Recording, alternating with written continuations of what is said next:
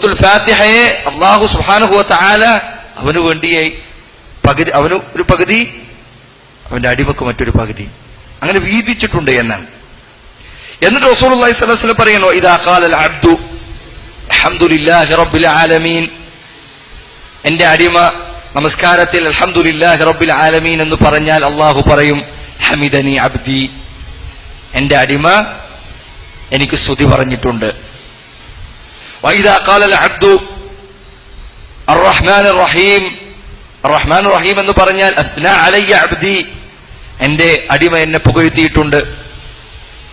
മാലിക് യൗമിദ്ദീൻ എന്ന് പറഞ്ഞാൽ മജ്ജദനി അബ്ദി, എന്റെ അടിമ എനിക്ക് പ്രതാപമുള്ളവനാണ് എന്ന് എന്നെ പറ്റി പറഞ്ഞിട്ടുണ്ട്.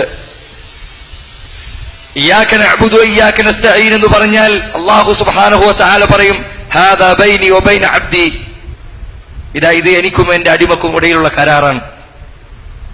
വലി അബ്ദി മാ സഅൽ, എന്റെ അടിമക്ക് ഞാൻ ചോദിച്ചതുണ്ട്, അവൻ ചോദിച്ചതുണ്ട്. ഇഹ്ദിനസ് സിറാത്തൽ മുസ്തഖീം, പിന്നെ ചോദിക്കുന്നതാണ്.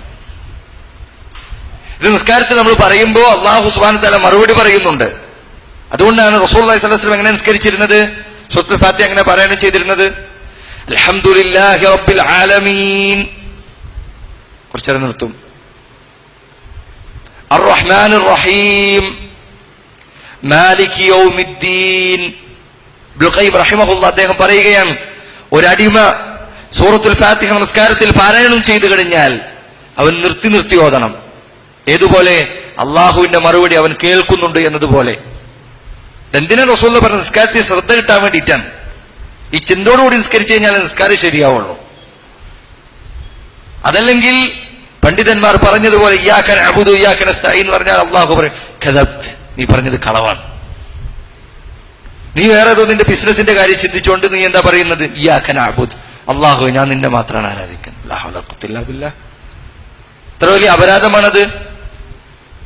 അതുകൊണ്ട് സഹോദര, നമസ്കാരത്തിൽ ഒരു റക്അത്തെങ്കിലും, ഏറ്റവും കുറഞ്ഞത് ഒരു റക്അത്ത്, എല്ലാ റക്അത്തിലും അത് വേണം, ശ്രദ്ധയോടുകൂടി സൂറത്തുൽ ഫാത്തിഹ നിങ്ങൾ പാരായണം ചെയ്യണം.